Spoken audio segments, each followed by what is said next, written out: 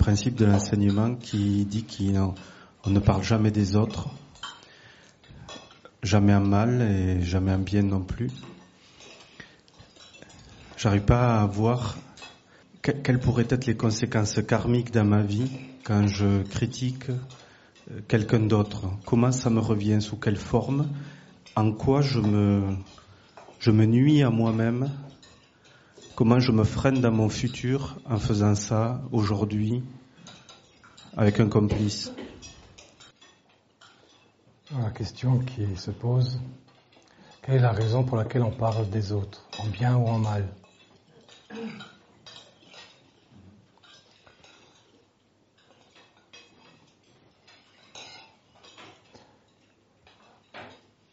C'est toujours parce qu'on est soit un esprit superficiel, soit un esprit méchant.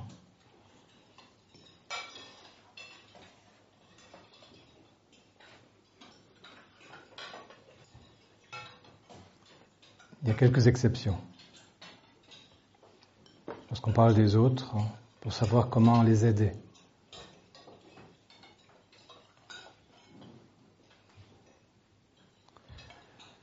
Lorsqu'on parle des autres, qu'est-ce qu'on fait en réalité? Le principe que tu as évoqué s'énonce un peu différemment. C'est, on ne parle pas des autres, ni en bien, ni en mal. 3 points. Et surtout, on ne parle pas de soi. Et la partie la plus importante, c'est la dernière. Et surtout, on ne parle pas de soi. Et ça s'adresse, malheureusement pour la plupart des gens, et on ne parle pas de soi, ça s'adresse uniquement à des élèves réellement avancés, qui ont compris qu'on ne parlait pas de soi. Pourquoi? Parce que parler de soi, c'est alimenter la vanité. Or, sur le chemin, 2 grands géants, l'orgueil et la vanité. Le jour où on a compris ça, on ne parle plus jamais de soi. Avant d'être arrivé à ce niveau-là, on peut parler de soi, parce qu'on a besoin de parler de soi, on a besoin d'une oreille attentive, on a besoin de dire quelque chose qu'on n'arrive pas à transformer tout seul.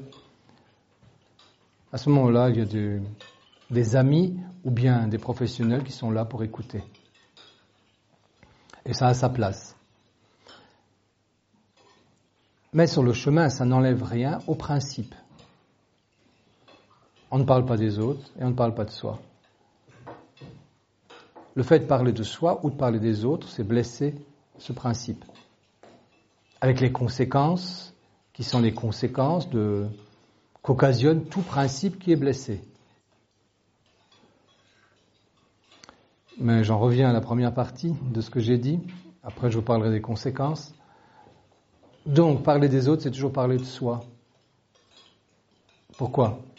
Quand on parle en mal de quelqu'un, on parle d'une facette de soi dont on sait qu'elle existe aussi, ou bien dont on ignore encore qu'elle existe de façon encore plus forte en soi que chez l'autre, et qu'elle n'a pas été assez transformée. Donc, dire du mal des autres, c'est toujours parler de ce qu'il y a de pire en soi. Et lorsqu'on parle en bien des autres, qu'est-ce qu'on fait ? On parle encore de soi.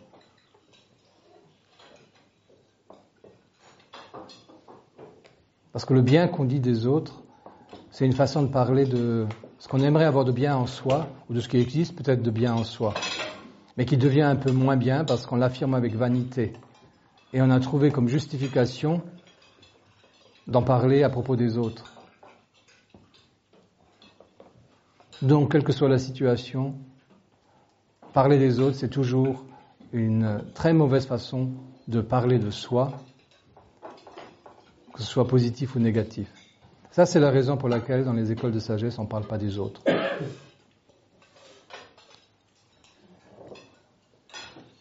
Et il y a encore ensuite d'autres éléments, et les conséquences. Par exemple, parler des autres,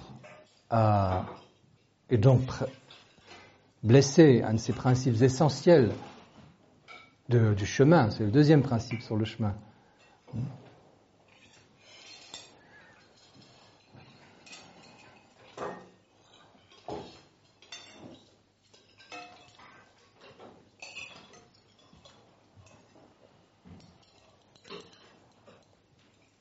Une des conséquences karmiques lors de la vie suivante, ou plutôt dans 2 vies suivantes.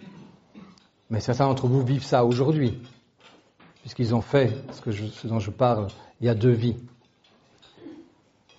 La conséquence de parler des autres dans 2 vies suivantes, c'est que les autres ne s'intéressent pas à vous. C'est-à-dire que vous vous sentez seul, abandonné, incompris.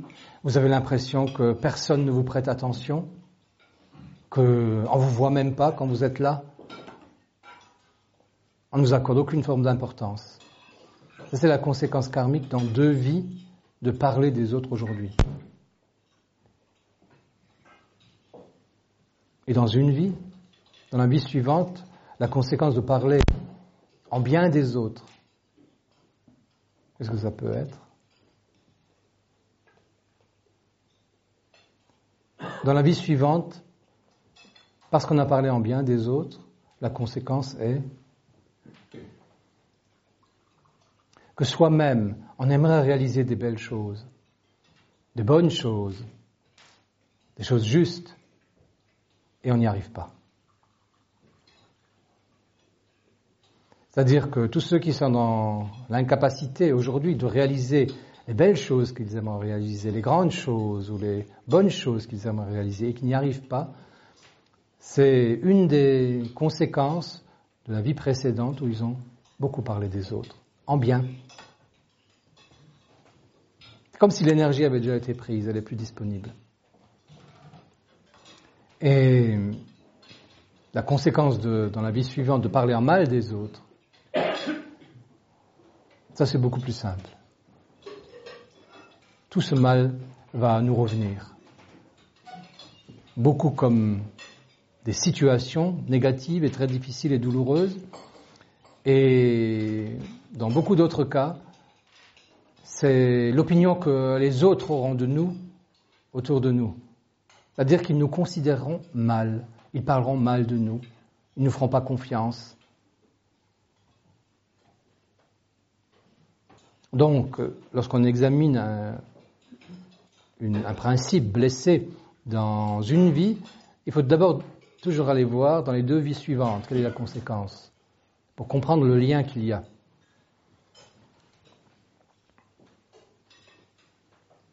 Aujourd'hui, qu'est-ce qu'on peut accepter donc ?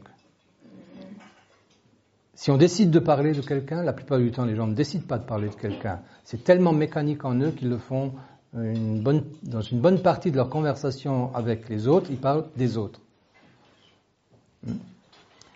Mais si on décide de parler de quelqu'un, il faut avoir auparavant posé une intention. Et l'intention est claire. C'est « je veux parler de quelqu'un parce que je veux l'aider. Je veux me mettre à son service pour une raison ou pour une autre. Et donc je peux en parler pour chercher une solution meilleure. Par exemple, dans ma relation à lui, à ce moment-là, je peux en parler. Mais, et ça c'est la seule possibilité de parler des autres. Vous comprenez ? Oui ? Sinon, je ne parle pas des autres. Mais malgré tout, même dans ce cas possible, et par exemple, tous ceux qui sont des pédagogues ou des enseignants dans un domaine ou un autre, ils sont obligés de parler de leurs élèves. Vous saisissez ? Mais ils ont quelle intention ? Ils n'en parlent pas pour en dire simplement du bien ou du mal. Ils en parlent dans un but pédagogique. Comment est-ce qu'on peut aider cet élève à avancer encore plus, encore mieux ? Donc il y a même des professions, on est obligé de parler des autres. Et dans la vie relationnelle, il est bon de parler des autres d'un certain point de vue, quand les gens sont dans la difficulté. Mais uniquement parce qu'on a comme intention, qu'est-ce que je peux faire pour les aider ? Sinon je ne parle jamais des autres. Malgré ça, le principe est blessé. Parce que le principe est, on ne parle pas des autres. Mais heureusement, là, la conséquence immédiate, Tu parles de quelqu'un, mais tu as l'intention d'en parler uniquement, et tu es sincère dans ta démarche, pour chercher comment l'aider. Cette intention-là, avec sa réalisation, après avoir parlé de l'autre, avec sa réalisation, c'est déjà la compensation karmique.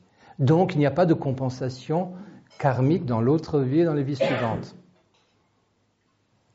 Parce que le karma est clos. Tu as blessé le principe et tu as réparé. Tu as payé le prix. Et tu as fait avancer, toi, l'autre, la vie en général. Tout est compensé à tous les niveaux.